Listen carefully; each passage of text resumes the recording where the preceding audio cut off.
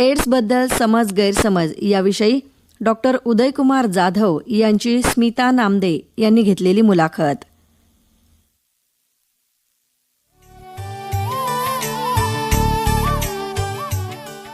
नमस्कार श्रोतेहो, जागतिक एड्स दिनानिमित्त विशेष कार्यक्रमात मी स्मिता नामदे सर्व श्रोत्यांचं सहर्ष स्वागत करते. श्रोतेहो, जागतिक एड्स दिन दरवर्षी 1 डिसेंबर रोजी पाळला जातो. एड्स या रोगाबद्दल जनजागृती निर्माण करण्यासाठी आणि एड्समुळे मृत्यू झालेल्यांच्या स्मरणार्थ हा दिवस समर्पित आहे. WHO जागतिक आरोग्य संघटनेनं या दिवसाची स्थापना 1988 मध्ये केली आहे. तेव्हापासून जागतिक एड्स दिन पाळला जातो. 2025च्या जागतिक एड्स दिनाची थीम व्यत्यय दूर करणं, एड्स प्रतिसादात परिवर्तन घडवून आणणं ही आहे. हा दिवस HIV आणि एड्सच्या साथीच्या आजारावर लक्ष केंद्रित करतो, ज्यामुळे लोकांमध्ये जागरूकता निर्माण होते. एड्स विषयी अधिक माहिती जाणून घेण्यासाठी आम्ही आमंत्रित केलं आहे डॉक्टर उदयकुमार जाधव यांना. डॉक्टर उदयकुमार जाधव हे HIV एड्स तज्ज्ञ असून गेल्या 17 वर्षांपासून छत्रपती संभाजीनगर इथं कार्यरत आहेत. डॉक्टर उदयकुमार जाधव, कार्यक्रमात तुमचं स्वागत आहे. धन्यवाद मॅडम. डॉक्टर जाधव, सगळ्यात पहिले मला हे जाणून घ्यायचं आहे की HIV म्हणजे नेमकं काय बरं? HIV म्हणजे हा एक विषाणू आहे. याचा जर आपण लॉंग फॉर्म केला तर ह्युमन इम्युनो डेफिशियन्सी व्हायरस असा होतो. म्हणजे असा एक विषाणू जो मानवी शरीरामध्ये रोगप्रतिकारशक्ती कमी करतो. हा जो विषाणू आहे, हा विषाणू आपल्याला सापडला आहे 1970-78 मध्ये. आणि हा विषाणू सापडल्यानंतर तो आपल्या शरीरामध्ये मानवामध्ये जो वाढत गेला, त्यामुळे विविध लोक त्याच्यामध्ये मृत्यू पाहावे लागले. विषाणू कोणता आहे हे शोधण्यामध्ये बरेच वर्ष गेले. त्यानंतर 1981 मध्ये हा विषाणू एड्स डिफायनिंग इलनेस मध्ये त्याच्यामध्ये दाखवला गेला की असा विषाणू जो एक प्रकारचा आजार करतो. त्यानंतर त्याच्यावर अभ्यास झाला आणि HIV बद्दल आपल्याला माहिती पडली. तो वाटलं की हा आजार फक्त अमेरिकेमध्ये किंवा इतर देशामध्येच आहे. पण नंतर काय आलं की तो भारतामध्ये पण आहे आणि संपूर्ण जगामध्ये पसरलेला एक विषाणू आहे. डॉक्टर जाधव, मग HIV आणि एड्स यात नेमका काय फरक आहे बरं? HIV हा जो विषाणू आहे, हा एका मानवाच्या शरीरात गेल्यामुळे तो शरीरामध्ये विविध प्रकारच्या रोग प्रतिकार शक्ती कमी करणारे आजार करतो. त्याला आपण एड्स डिफायनिंग इलनेस म्हणतो. त्यामध्ये कॅन्सर आहे, ट्युबरक्लोसिस आहे, त्यानंतर त्यामध्ये विविध प्रकारचे आजार जसे क्रिप्टोकोकोसिस, टॉक्सोप्लास्मोसिस असे आजार जे आपल्याला पक्ष्यांपासून, कुत्र्यांपासून, मांजरांपासून होतात. आणि ह्याच्यामध्ये असं होतं की शरीर इतकं जास्त वीक होतं की ज्याच्यामध्ये शरीराला परत रिकवर करण्यासाठी त्याला त्रास होतो, वेळ भेटत नाही. ह्या विषाणूचा जो रूपांतर विषाणूजन्य आजार प्लस त्याच्यामध्ये असे आजार जे लवकर बरे होत नाही, त्याला आम्ही एड्स म्हणतो. आणि एड्समुळे आपल्या जगामध्ये खूप मोठ्या प्रमाणामध्ये जीवितहानी झालेली आहे. तर हा जो आजार आहे ह्याला आपण फर्स्ट पॅन्डेमिक म्हणजे पूर्ण जगात पसरलेला आजार असं मानला जातो. म्हणजे शहरापासून खेड्यापर्यंत प्रत्येक ठिकाणी एकतरी रुग्ण उपलब्ध आहे. आणि हा जो आजार आहे, जर आपण जनसमुदायामध्ये ह्याची माहिती नसेल तर खूप प्रमाणामध्ये त्याच्यामध्ये वेगवेगळ्या प्रकारचे त्रास, रोष आणि भीती तयार झाली होती, जी आता बऱ्या प्रमाणामध्ये आता आपण कमी करण्यात आलं. बरं डॉक्टर जाधव, मग HIV विषाणू जो आहे हा पसरण्याची कारण काय सांगता येतील बरं आपल्याला? HIV विषाणू 3 प्रकारे पसरतात. एक, रक्ताद्वारे. जर आपण दूषित रक्त घेतलं असेल कोणाचं, त्या रक्तातून हा आजार पसरतो. 2 नंबर, हा शारीरिक संबंधातून पसरतो. समजा एखाद्या व्यक्तीने शारीरिक संबंध ठेवला, त्याच्या संबंधातून हा आजार पुरुषापासून स्त्रीकडे किंवा स्त्रीपासून पुरुषाकडे किंवा पुरुषाकडून पुरुषाकडे सुद्धा हा पसरू शकतो. आणि तिसरं आहे मातेपासून होणारा बाळाकडे. गर्भवती मातेतून हा आजार त्या बाळाला होऊ शकतो.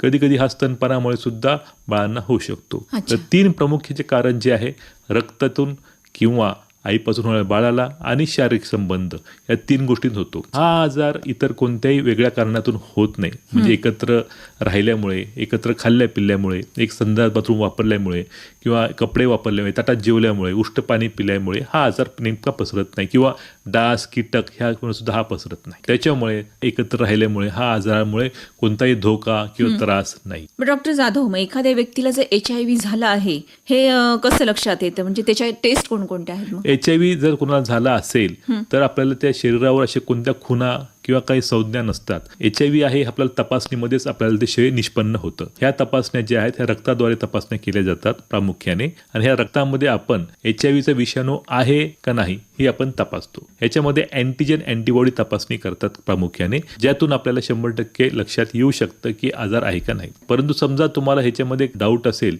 तर हा आजार कन्फर्म करायला आपल्याकडे वेगवेगळ्या तपासण्या, ज्याला आपण वेस्टर्न ब्लॉट तपासणी किंवा PCR तपासणी म्हणतो, त्यातून आपण आजार समजू शकतो. HIV प्रकार आहेत, HIV-1, HIV-2 हे 2 प्रकार आपल्याला जर माहिती करून घ्यायची असेल त्यासाठी आपल्याला वेस्टर्न ब्लॉट ही तपासणी करणे आवश्यक आहे. परंतु ही तपासणी जोपर्यंत तुम्हाला HIV आहे का नाही हे माहीत नाही तोवर ती करणे फायदेशीर नसते. त्यामुळे जर तुम्हाला तपास करायचा असेल, सर्वप्रथम तुम्ही जाऊन डॉक्टरला भेटा, डॉक्टरला तुमची शंका सांगा, डॉक्टरकडून समजून घ्या त्याला कोणत्या प्रकारची तपासणी केली पाहिजे, का केली पाहिजे, आणि त्यानंतरच पुढच्या तपासण्या केल्या पाहिजे. म्हणजे याची वेगळी अशी लक्षणं काही नाहीत. HIV लक्षणं जी पूर्वी सांगायची की त्वचेला रोग व्हायचे किंवा अदर, हे सगळे एड्सची लक्षणं आहेत. HIV विषाणूची लक्षणं विचारली तर त्याच्यामध्ये असं तुम्हाला एकदा वेगळा काही सांगण्यासारखं त्याच्यामध्ये नसतात. त्याच्यामुळे HIV जर तुम्हाला शंका असेल, जर तुम्हाला वाटतं की तुम्ही दूषित रक्त घेतलं आहे किंवा तुम्हाला वाटतं तुमचा कुठे संबंध आला आहे, जर तुम्हाला वाटतं की तुम्हाला असं काही आजार झाला असेल तर ते शंका दूर करण्यासाठी तपासणी आहे. तपासणी सोपी आहे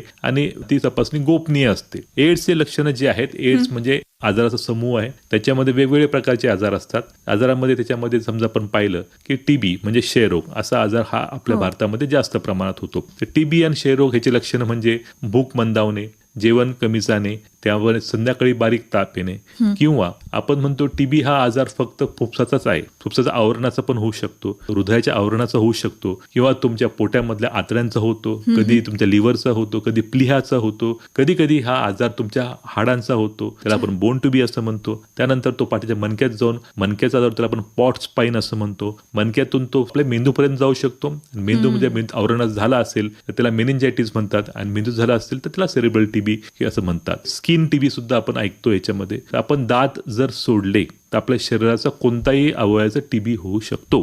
भारतामध्ये हा खूप जुना, किंवा आपण पाहतो की जुन्या धर्मग्रंथात सुद्धा आपल्या ह्या TB बद्दल माहिती दिलेली आहे. ज्या पेशंटला इम्युनिटी पॉवर कमी असते त्या लोकांना TB लवकर होऊ शकतो. त्याच्या पलीकडे TB कॅन्सरचे आजार आहेत ते पण होऊ शकतात त्याच्यामध्ये, एड्समध्ये. कधी कधी ह्याच्यामध्ये सांगितल्याप्रमाणे टॉक्सोप्लास्मा, क्रिप्टोकोकोसिस, CMV असे पण आजार होतात. CMV हा आजार मांजरांपासून होतो. मांजरांपासून झाल्यानंतर तो आपल्या डोळ्यांना अफेक्ट करतो, त्याच्यामध्ये दृष्टी कमी होणे. टॉक्सोप्लास्मोसिस श्वानांच्या विष्ठेतून जे काही जंतू आहेत हवेत मिसळतात. ज्या लोकांची रोगप्रतिकारशक्ती कमी असेल, नाकाद्वारे त्यांच्या फुफ्फुसात जातात, पोटात जातात, कधी मेंदूपर्यंत जातात, आणि हे अनकॉमन आजार असल्यामुळे ते लवकर लक्षात येत नाही आणि त्याचं रूपांतर एड्समध्ये होतं. आणि एड्स झाल्यानंतर आपल्याला त्याची पुढची वाटचाल जी आहे, ट्रीटमेंट थोडीशी अवघड जाते, क्लिष्ट जाते. म्हणून जर तुम्हाला डाऊट असेल तर तुम्ही HIV तपासणी करून घ्या. HIV तपासणी केली तर तुम्हाला इलाज करता येतो. इलाज केला तुम्ही आजारी न पडण्यासाठी मेहनत घेऊ शकता. आणि आजकाल तर एवढे चांगले आता इलाज, उपचार आहेत. HIV ग्रस्त व्यक्ती हा सामान्य जीवन जगू शकतो. डॉक्टर उदयकुमार, मग HIVचा उपचार म्हणजे ART जे करतात तर ते नेमकं काय आहे? हां, तर HIVचा उपचार म्हणजे ARTच्या औषधांचा फायदा होतो. ART म्हणजे अँटी रेट्रोव्हायरल थेरपी किंवा ट्रीटमेंट. रेट्रो म्हणजे हा जो व्हायरस आहे, हा व्हायरस DNA ला RNA मध्ये कन्वर्ट करतो. तर ही जी औषधं आहेत, ही औषधं जर तुम्ही नियमित घेतली तर या औषधामुळे विषाणूचं प्रमाण हे कमी होतं, घटतं, आणि एवढं कमी राहतं की आपल्या शरीरामध्ये विषाणू एवढा कमी राहतो की तो वाढतच नाही. आणि जर विषाणू वाढला नाही तर आपल्या शरीरामध्ये आपली रोगप्रतिकारशक्ती करणारी संस्था जी आहे ती चांगलं काम करते. आपले पेशी चांगल्या वाढतात आणि त्याच्यामुळे इतर आजार जे आपल्याला थंडीमुळे येतात त्याला आपण फाईट करू शकतो. आणि त्यातून आपल्या शरीरामध्ये चांगली रोगप्रतिकारक राहते व सुखी, आनंदी, निरोगी जीवन आपण जगू शकतो. HIVच्या रुग्णाला फक्त शुश्रूषा द्यायचे, त्यांना वेगळ्या प्रकारची काही औषधं उपलब्ध नव्हती. पण नंतर जे आहे औषधं 1998 नंतर ती प्रायव्हेटमध्ये भेटायला लागली आणि 2004 मध्ये ती गव्हर्नमेंटमध्ये फ्रीमध्ये भेटायला लागली. त्यामुळे आज आपण ARTची औषध जी एका गोळीमध्ये 3 औषध तत्वांचा समूह आहे आणि त्या गोळीचा साईज पण इतका कमी झालेला आहे की सामान्य लहान मुलगा पण ती गोळी घेऊ शकतो याच्यामध्ये. आणि ते गोळी लवकर पचतात. त्याच्यामध्ये जे काही साईड इफेक्ट्स होते ते साईड इफेक्ट त्याच्यामध्ये आता खूप कमी झालेले आहेत. पेशंट एक सुलभ, आनंदी, निरोगी जीवन जगू शकतो. पूर्वी असं होतं की HIV ग्रस्त लोकांचे लग्न होतील का नाही हा मोठा प्रश्न होता. परंतु आता मुलांची लग्न होत आहेत, त्यांना मुलबाळ होत आहे, मुलबाळ निगेटिव्ह होत आहे, म्हणजे पुढच्या पिढीमध्ये हा आजार जाणार नाही याची पण खबरदारी घेण्यात येत आहे. फक्त आता ह्या पिढीमध्ये आपल्याला हा फोकस वाढवायचा की त्या सर्वांपर्यंत ह्याची माहिती गेली पाहिजे. डॉक्टर जाधव, मग एखादी आई जर HIV पॉझिटिव्ह आहे, तिच्या बाळाला हा संसर्ग होऊ नये त्यासाठी काय उपाय आहेत? जर एखादी माता गर्भवती असेल आणि ती HIV पॉझिटिव्ह सापडली असेल तर घाबरायचं कारण नाही. ह्याला आपण औषधं पुरवतो. याच्यामध्ये हे औषध जे असतात ते ARTचे औषध असतात, जी माता घेते. आणि माता जी औषध घेते त्यातून विषाणूचं प्रमाण कमी होतो. हा प्रमाण कमी झाल्यानंतर ज्यावेळेस ती डिलिव्हरीला जाते त्यावेळेस तिचं सिझेरियन सेक्शन करतात. सिझेरियन सेक्शन केल्यामुळे बाळाला तो आजार त्या गर्भनलिकेतून होणार नाही याची काळजी होते. आणि त्यानंतर आपण असं सांगतो की बाळाला आईचं दूध पाजू नये. जरी आईचं दूध पौष्टिक असतं परंतु HIV ग्रस्त मातेचं दूध हे यातून HIV होण्याची शक्यता बाळाला असते. त्याच्यामुळे आम्ही ते अवॉइड करायला सांगतो. आता जो नियम आहे त्याच्यामध्ये प्रत्येक गर्भवती स्त्रीला HIV तपास करून घेणे आवश्यक आहे. मी तर म्हणतो प्रत्येक स्त्रीने गर्भवतीचा प्लॅन करण्याच्या आधीच तपास करून घ्यायला पाहिजे. तर समजा त्यावेळेस त्याला माहिती होईल की हां ठीक आहे आम्हाला आजार आहे, तर आपण त्याप्रमाणे अजून जास्त चांगली काळजी घेऊ शकतो जेणेकरून हा आजार पुढे पसरणार नाही. बरोबर. मला वाटतं लग्नाच्या आधी सुद्धा आपण HIV टेस्ट केली पाहिजे जेणेकरून हा आजार आपण लवकर संपवू. बरं डॉक्टर जाधव, आपण बघतो की HIV झालेल्या व्यक्तीबद्दल समाजाचा त्याच्याकडे बघण्याचा दृष्टिकोन हा बदललेला असतो. त्याच्यामध्ये काय आपण बदल घडवू शकतो आणि ह्यांचं आयुष्य असं सामान्य होऊ शकतं का? हो, आज आपण समाजामध्ये हे बघत आहे की HIVचा जो काही आजार आहे तो बऱ्यापैकी आता नॉर्मलायझेशन झाल्यासारखं आहे. कारण का खूप लोकांना जरी आजार असला तुम्हाला कळणार नाही. तुम्ही शेजारी बसलेल्या माणसाला HIV आहे की नाही तुम्हाला आता लक्षात येत नाही. कारण का त्या आजाराचे जे पण काही लक्षणं किंवा शरीरावरचे बदल होते ते बदल आता फार कमी झालेले आहेत. गोळ्या एकदम सोप्या झालेल्या आहेत. गोळ्या जर व्यवस्थित घेतल्या तर साईड इफेक्ट्स नाही किंवा त्रास होत नाही. पूर्वी जे होतं की HIV ग्रस्त लोकांना जज करत होते की बाबा हा व्यक्तीने काहीतरी चुकीचं काम केलं असेल बा किंवा हा याच्यामध्ये काहीतरी वाईट सवय ह्याला आहे त्यामुळे त्याच्यावर बघत होते. पण आता आपल्याला लक्षात येतं की तसं काही नाही. 1993 मध्ये ब्लड डोनेशनचे नियम आपण जे बघितले याच्यामध्ये त्यावेळेस असं कळालं की खूप सारे ब्लड बँक HIV टेस्ट करत नव्हते. मग त्यावेळेस खूप लोकांना बिना टेस्ट केलेलं ब्लड दिलं ते करून त्यांना HIVचे आजार झाला. आता आपल्या टॅटूचा एक नवीन फॅशन आलेली आहे. खूप लोकांना गोंदून घ्यायला आवडतं पण त्या गोंदताना खूप लोकांना HIV झालेलं आहे. कारण का त्या ज्या सुया वापरतात त्या सुया एखाद्या वेळेस बदलत नसाव्या किंवा सुया जरी बदलल्या जे इंक जी असते जी शाई असते ती बदलत नाही. त्यातून संसर्ग होतो आणि संसर्गातून लोकांना HIV झालेला आहे. असे वेगवेगळे प्रकारचे उदाहरण आपण बघतो. खूप वेळेस दाताची ट्रीटमेंट करताना सुद्धा तेवढी काळजी घेतली गेली नसेल त्याने सुद्धा खूप लोकांना झालेलं आहे. मूळव्याध भगंदर यावेळेस क्वालिफाईड डॉक्टरकडे न जाता तुम्ही ट्रीटमेंट केल्याने सुद्धा खूप लोकांना त्या प्रकारचा आजार झालेला आहे. त्यासाठी आपल्याला थोडं सतर्क राहायला पाहिजे. आपली काळजी घेतली पाहिजे. योग्य वेळी आपली तपासणी पण केली पाहिजे जेणेकरून इतरांना हा त्रास होणार नाही. बरं डॉक्टर जाधव, आता तुम्ही सुईचा विषय काढलात तर HIVच्या प्रसारात सुई शेअर करण्याची आणि असुरक्षित लैंगिक संबंधाची काय भूमिका आहे बरं? ह्या दोन्ही सुद्धा आजार पसरवण्यामध्ये खूप मोठा याचा सहभाग होता. आपल्याकडे सुरुवातीला 1970 ते 80-90 पर्यंत आपल्याकडे ज्या सुया होत्या त्या बॉईल करूनच ते निर्जंतुक करणे हा आपल्याकडे प्रकार होता. सरकारी तेच वापरायच्या. ज्यावेळेस कळालं त्यावेळेस मग आपण 1 निडल वापरायची, एकाच वेळेस तुम्ही सुई वापरायची, परत ती रिपीट करायची नाही. आणि त्यामुळे मोठ्या प्रमाणामध्ये आजाराचं प्रमाण घटलेलं आहे. दुसरं असं की जे आपण म्हणतो की सुया शेअर करणे, तर खूप ठिकाणी आता जे आहे की आपल्या तरुण पिढीमध्ये आपल्याला इंजेक्शन ड्रग युजर्स जे लोक ड्रग्सचा एक सहारा घेऊन त्याच्यामध्ये काय होतं की ते लोक हे ड्रग्ज वापरताना सुई बदलत नाही. कारण त्यांना त्यावेळेस नशा आलेला असतो, त्यांना ते आठवत नाही, सुचत नाही, कळत नाही आणि त्यामुळे त्यामध्ये त्यांचे जे आहे इंजेक्शन घेताना सुई सेम राहते आणि त्याच्यामुळे ते खूप मोठ्या प्रमाणात होतं. हे इंजेक्शन ड्रग्सचं जे काय प्रमाण आहे ते काही पॉकेट्समध्ये आहेत. आता आपण जर पाहिलं तर नॉर्थ ईस्टमध्ये ज्या ठिकाणी खूप मोठ्या प्रमाणामध्ये दारूबंदी आहे त्यामुळे तिथं त्यांच्याकडे इंजेक्शन ड्रग्सचं खूप जास्त प्रमाण आहे. त्या ठिकाणी ह्याचं प्रमाण जास्त असल्यामुळे तिथल्या लोकांमध्ये हेपॅटायटिस B आणि HIV हा सुयानी होणारा आजार तिकडे जास्त सापडतो. किंवा मुंबईमध्ये, पुण्यामध्ये पब्स किंवा ह्या ठिकाणी ज्या ठिकाणी मुलं अशा प्रकारचं काही करतात ह्यामध्ये एखादा तुम्हाला ऍक्सिडेंट झाला त्याच्यामध्ये तुम्हाला आजार झाला तर तो आयुष्यभर राहणार. तो तुम्हाला परत रिव्हर्स करता येत नाही. त्याच्यामुळे आपले मित्र, आपले ग्रुप हा तुम्ही विचारपूर्वक निवडा. आपल्या सवयी, आपल्या गोष्टी जे करताना त्यामध्ये तुम्ही अभ्यास करा. आणि ह्या गोष्टी मला वाटतं पॅरेंट्सनी आता मुलांशी बोलायला पाहिजे. मुलांनी सुद्धा पॅरेंट्स बरोबर बोलायला पाहिजे. लैंगिक जे आपण शिक्षण म्हणतो होत नाही, शाळेमध्ये व्हायला पाहिजे. पालकांना वाटतं की शिक्षकांनी सांगायला पाहिजे, शिक्षकांना वाटतं पालकांनी सांगायला पाहिजे आणि शेवटी कोणीच सांगत नाही. तर त्याच्यामुळे आपल्याला तिथे कुठेतरी आपल्याला एक तो प्रकार झाला पाहिजे ज्यातून आपण माध्यमातून ह्या गोष्टी स्पष्ट बोलल्या गेल्या पाहिजे. असुरक्षित लैंगिक संबंध हा 2 प्रकारे असतो. एक म्हणजे जर तुम्ही समजा तुमच्या पार्टनर बरोबर प्रामाणिक नसाल तर तो एक असुरक्षित लैंगिक संबंध होतो.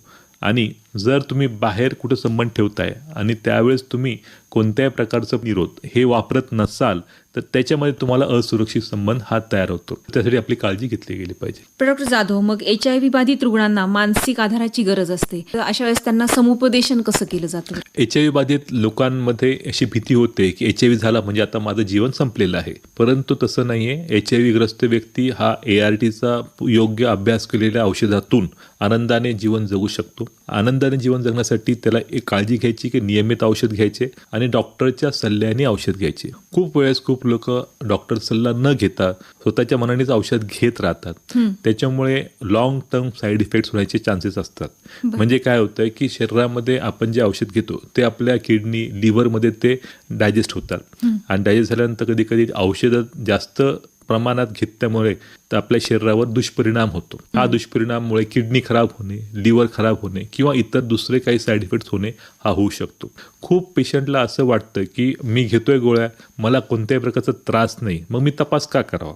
तर आपल्या शरीरामध्ये जे गोळ्या घेत आहे त्याच्यामध्ये किती प्रमाणामध्ये विषाणूमध्ये फरक पडलेला आहे हे आपल्याला कळत नाही. खूप लोकांना असं वाटतंय माझं जेवण चांगलं आहे, वजन चांगलं आहे, मी सगळ्या गोष्टी करू शकतो, तर मी आजारी नाही आहे. परंतु आपल्या शरीरामध्ये रोगप्रतिकारक शक्ती जी आहे ती फक्त वाढणार आहे असं नाही. कालांतराने औषधाचा जो काही मारा असतो तो शिथिल होतो किंवा औषधं निकामी सुद्धा होतात. त्याच्यामुळे त्याचा जो इफेक्ट आहे तो लगेच तुम्हाला त्यावेळेस भेटत नाही, तो 6 महिन्यांनी वर्षभराने भेटतो. आणि ह्या वर्षभराच्या गॅपमध्ये तुम्हाला असे काही आजार होऊ शकतात जे तुमच्या मेंदूला, हृदयाला, डोळ्यांना, फुफ्सांना ते अफेक्ट करतात, ज्याच्यामुळे तुम्हाला परमनंट दृष्टी गेली की मेंदूवरचा तुम्हाला त्रास झाला, तुम्हाला अपंगत्व येऊ शकतं. आपण काय बघत आहे की आपल्याला एक सुखी निरोगी जीवन जगायचं. फक्त स्वतःच्या आहारावर नियंत्रण पाहिजे, योग्य तो आपला व्यायाम पाहिजे आणि आपला आहार पचवण्याची आपल्याला शक्ती पाहिजे. या 3 गोष्टी जर आपण करू शकलो तर आपण एक सुदृढ, आनंदी, निरोगी जीवन जगू शकतो असं मला पूर्ण विश्वास आहे. डॉक्टर उदयकुमार, आता जाता जाता हे सांगा की जागतिक एड्स दिनाचं खरं महत्त्व काय आहे आणि समाजातील प्रत्येकानं